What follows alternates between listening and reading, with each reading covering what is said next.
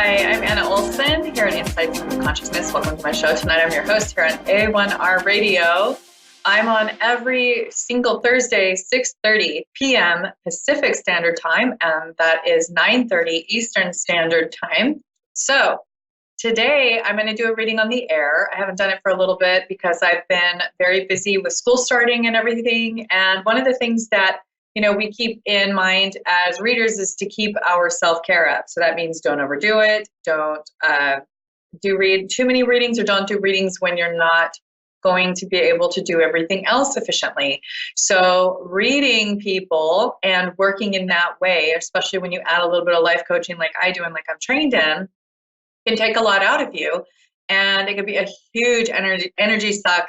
So you have to really just keep that all into perspective for self-care. So if you're intuitive or you're an empath, it's good to remember that it's important to shield. It's important to put your shields up when you go out in public. It's important to put up your shields before you go to sleep at night. And it's good to ground and shield when you wake up in the morning. It's also important to stay off social media for the most part, and to steer clear of a lot of news and like sad things or stressful things that you watch, like maybe on video or TV, and just to try to keep it light, like maybe comedy or enlightening and like, I don't know, things that lift you up. So today before the show just thought I would pull one of these cards. These are the Sacred Geometry Activations Oracle card. And I just love European cards because the twist that European culture puts on different tarot and oracle cards is just incredible. I really love the art. I love all of the science that's put into it. Most of the time, there's usually a lot of, something about your sacral energy, chakras. It's all about creativity. And I just love how most European cards are very, very conducive to an all-encompassing spirituality and not usually to a specific religion, which is a different approach. And all these different approaches are always good to put together because then we have a little of everything. We're not just caged into one little ideology or way of doing things, which is not very, it doesn't make us that much smarter. It doesn't make us that much more intelligent because we're trying to be all encompassing. We're going to get people from all different walks of life. We're going to get people to come get readings who are from, different parts of the world. I've had people from Europe, from different parts of Asia come in for readings. And it's really important to just really keep in mind that we are all different, we are all unique, and we all come from different backgrounds, and that our lives are not like somebody else's life or way of life is not a failed attempt at being you. And everybody is unique and different, and that's what makes everyone special and makes it fun to be on the planet. So the first card that I pulled was compassion. It's number 15, and it says, the frequency of compassion supports our ability to stand by others without judgment and be the divine mediator between heaven and earth, spirit and matter, so that unconditional love can flow from source through our heart and into the world. So that is the compassion card that I pulled. And I just want us all to really this week be conscientious of whether you're on social media, you're at work, your kid's school, or at home, that compassion is something to practice, especially this week, that we all need to practice more compassion in our lives for other people, because that is the link between heaven and earth. Compassion is so not human. It is so not of these mortal bodies that are so reptilian and just very reptilian brain and very, very basic and raw and selfish. I mean, our bodies naturally are very selfish. So when you're talking about compassion and you're making it about the other person, we're going into a principle that is actually about someone else, which can only be spiritual. It's about supporting your village with spirituality, with putting yourself in someone else's shoes and trying to understand where they're coming from, and to also act in such a way that will help them to recover, feel supported, feel like they are part of the village, but that they are cared about, that they won't be left behind. And these are principles that I think are usually ignored when people are on social media, interacting with each other on social media, or they're just disengaged from the rest of the world on either social media or reading the news or any of that. It's not productive. It really calluses our sense of compassion, and it makes us tend to just feel a little more numbed out to the world and what's going on with the people who want to be close to us or the people who are closest to us. So I wanted to go over that really quick. I have a caller today that I'm really excited about. It's Arlene. She's from Puerto Rico, and she's calling in tonight for a reading. Arlene, are you there? Yes, I am. Hi, Arlene. How are you doing tonight? I'm okay. Thank you. Oh, how are you? You're welcome. I'm great. I'm doing fantastic. What would you like to focus on tonight? The future. Okay. So the future, and are we talking about a financial situation? Pertaining to financial situation as well as moving, relocating. Okay. So now for some reason, I don't know, I'm getting military, and I'm not sure if that's something you're considering or if there's somebody in your family who's in the military or. I'm a veteran. Okay. Yeah, I'm getting military very strongly, and I'm getting that that's part of it's basically a culture, and I'm very familiar with the culture of military, although I've never been in the military. I've had people very close to me in the family, including my husband, who's also a veteran. And so I'm getting that there's just a lot of, can I just ask you, are you getting the support you need as a veteran? I'm sorry, what was that? Are you getting the support that you need as a veteran right now? Well, it's not as quick as it should be. It's very lengthy and slow, and I'm not completely happy with it. Right. So I'm getting that because it's slow, because there's a process that's really taking longer than it ever should for you, that there's this, I'm getting the Three of Cups for you. That's a card that depicts that you have all these different options, and it's hard to know what to choose because everything is so up in the air. Yes. And I see that it's hard to choose because it's like it's so unpredictable, and it would be a lot better. It's like the military works in a way where everything seems to be precise and on point when you look at it from the outside in, but then when you have when it's time for them to deliver and it's time for due process, these things can get really complex, more complex than they ever should be. And I really, first of all, I want to thank you for your service. And I want to, just tell you how much respect I have for you going through all of that. And I want to thank you very much for that. And also, I'm getting that there's someone you can talk to. There's an organization that can show you some things about benefits, something about a benefit that you thought maybe you couldn't get or it wasn't worth it that you can get.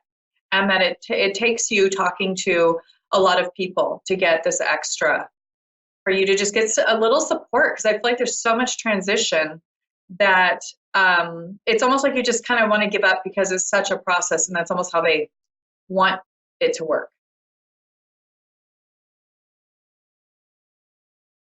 So I'm struggling with the idea of relocating back to the mainland in the near future.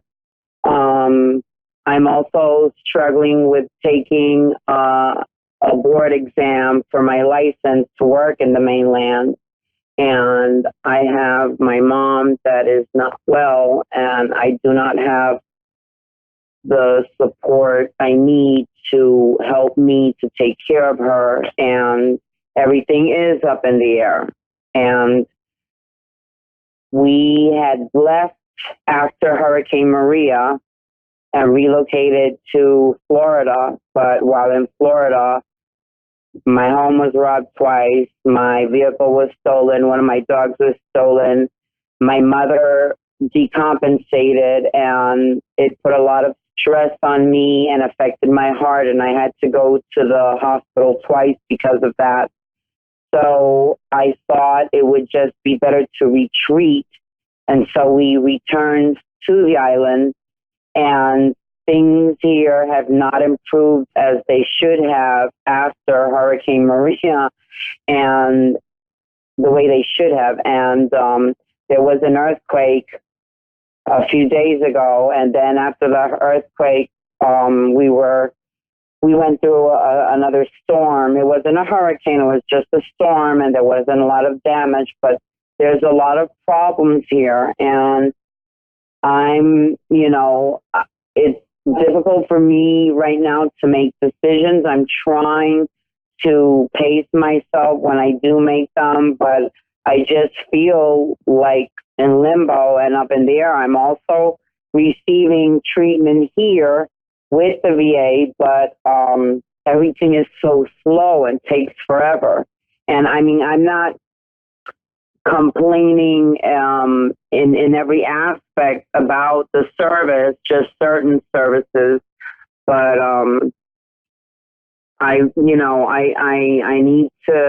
want to know how, if the financial situation is going to improve, and does it seem that I will be relocating back anytime soon? Do you hear me? Yes, I can hear you very well. And what I wanted to just, first of all, I give you permission to complain, because I mean, I understand it has been hard, and you really deserve a lot more than, what's been, given to you, because there were a lot of promises made, I feel like, and, I feel like there's even more that you can go back and get for resources. I think that you are so resourceful. No matter what you go through, you are going to get back to the mainland if that's what you want to do. You will get your licensure. You will get that process taken care of. The issue I feel like mostly right now is the issue with your mother's health. So I think that because that's so trying emotionally, it's like nothing else probably that you've had to deal with in that emotional arena. You know how it's just very draining emotionally. It can be really hard when we don't know what to do with a parent, and if it's like, it's just a hard time right now. This will pass. That's what I keep getting. You're doing really well with everything you have right now. Right now it's a feeling of like an avalanche, or like a tidal wave, and it's just, you're even talking about the weather out there. It's like that emotionally for you, and I feel like Yes. this too shall pass. You know that saying? Well, it's just that the last 4 years have been really hellish for me. And yes, I am completely drained, and I just, many times I feel lost, and I've been asking God for direction and to illuminate my path, and I don't know. I don't really see the light at the end of the tunnel. Yeah, I feel like this has affected your mood significantly, because I feel like it's just been work, work, work, do, do, do. You haven't really had a whole lot of time to stop and like maybe go on a vacation, or even, spend a lot of time just doing the things that just you want to do. Go meet up with a friend, or, the things that make you feel lighter and happier.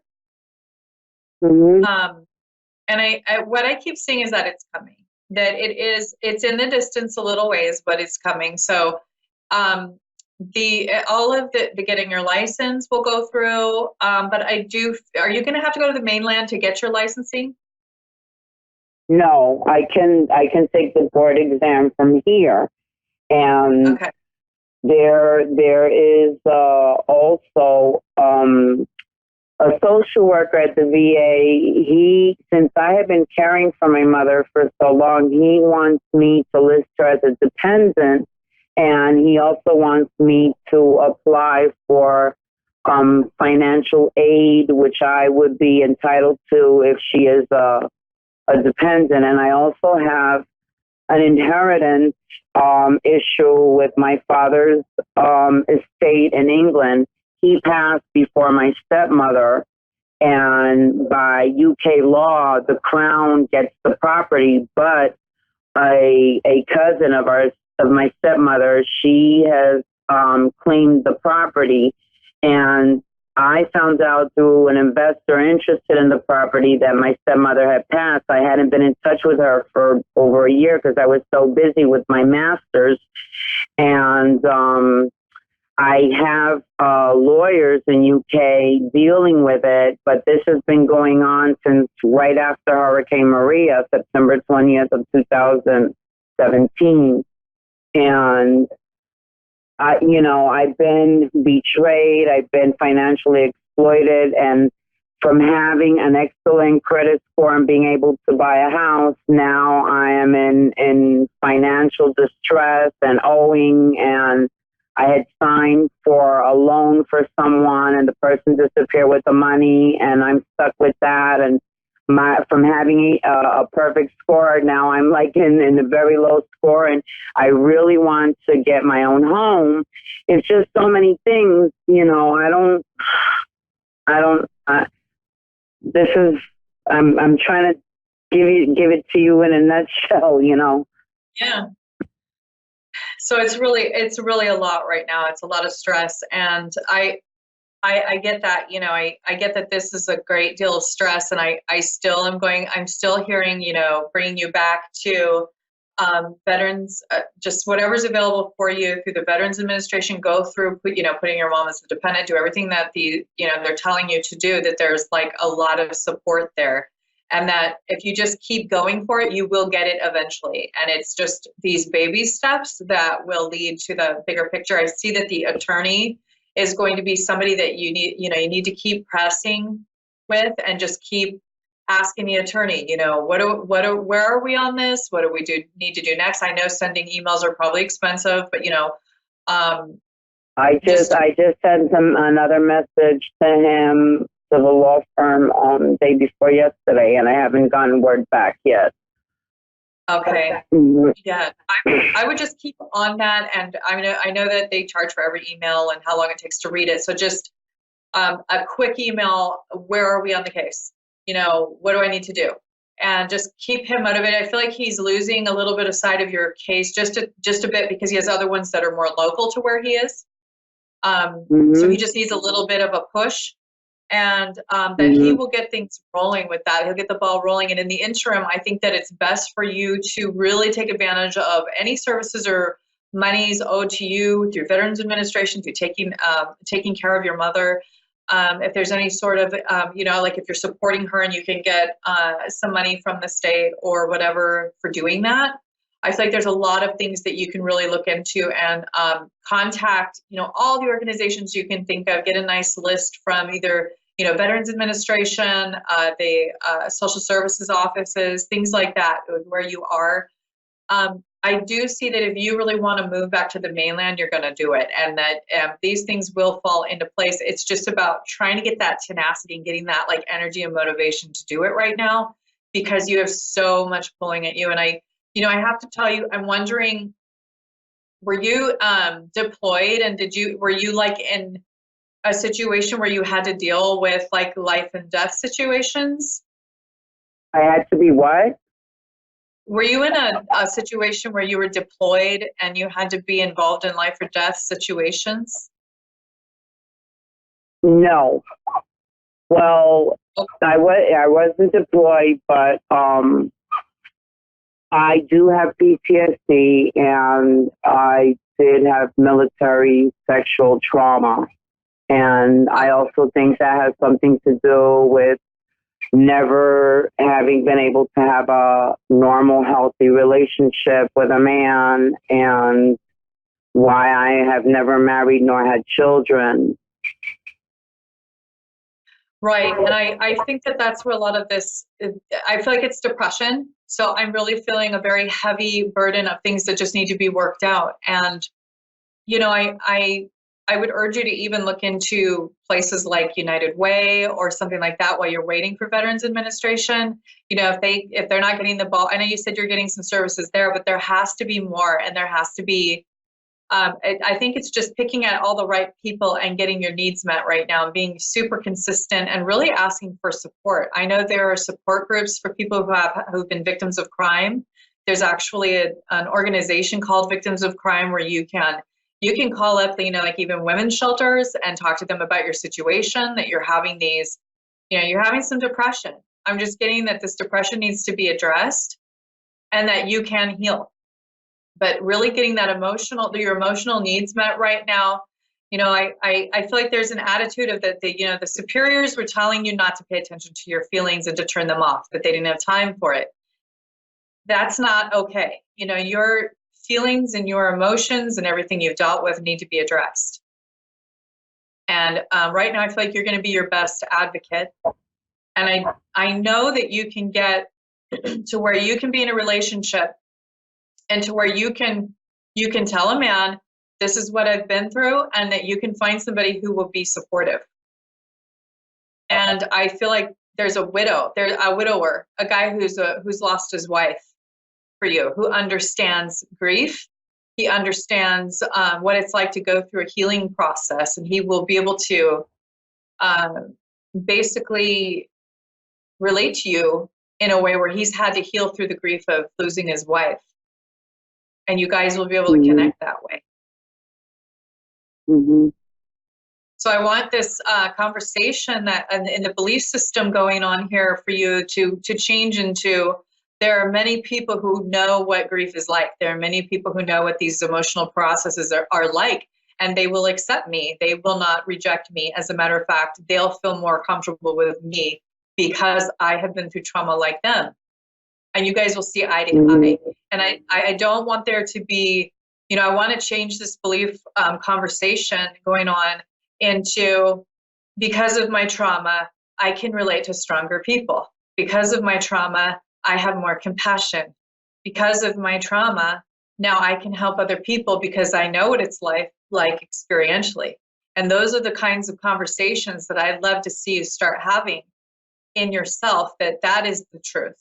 And that it doesn't mean you are permanently scarred from having a relationship, that this can heal, that many people are on the planet who have had PTSD, depression, trauma, child abuse, sexual abuse, and they come out stronger than ever before when they get through these emotional processes. It isn't easy. It's hard to revisit it. It's very painful. It's awful when you're doing the work, and then it heals and it's better. It's almost like cleaning out a wound that's infected. You know, if you leave it long enough where it's not getting addressed, it becomes infected a little bit, and then you have to go back in and clean it out. That's the idea. It hurts in the interim, but when you do the work afterwards, it gets better. And I promise you that there are a lot of people that I personally work with where there are two people with PTSD and they know how to support each other because they both know what it's like. They both work together to say, what are your needs right now? I get it. I'm here. So really, you could be a better support for somebody else with PTSD than anyone else could be for them. So you are a gift to somebody. And that is a possibility. I want you to look into all those different services that I mentioned. Veterans Administration can help, but you also want to look into social services and how you're caretaking for your mother and what to do there, and just get into like every list you possibly can to see, you know, how you can be eligible and get the ball rolling. And I really see that these baby steps will lead you up to that. I know you're doing this licensure thing and it's a long process. You know, you just finished all this schooling and I just feel like you're exhausted. It's exhausting. You know, you're going to get through it. I'm completely drained. You're going to recover though. It's like going to boot camp. And then when you get out of boot camp, you kind of recover. So, you know, you're not going to be in boot camp forever. It does end and then you're going to recover. You're going to get your energy back, I promise.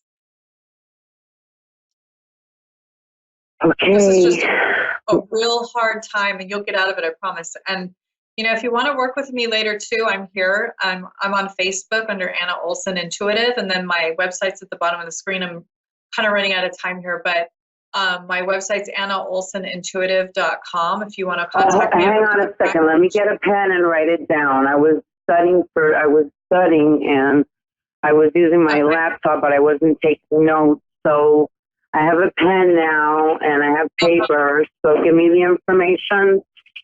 It's Anna, ANNA, Olsen, OLSEN, Intuitive. OLLSEN. Just one L, so OLSEN. Okay. And then it's intuitive.com. So that's my website, and I have a contact page there if you want to work with me further. I'd be happy to help you out. Thank you, Anna. You're welcome. And this will get better, I promise, okay? Excuse me? This will get better, I promise.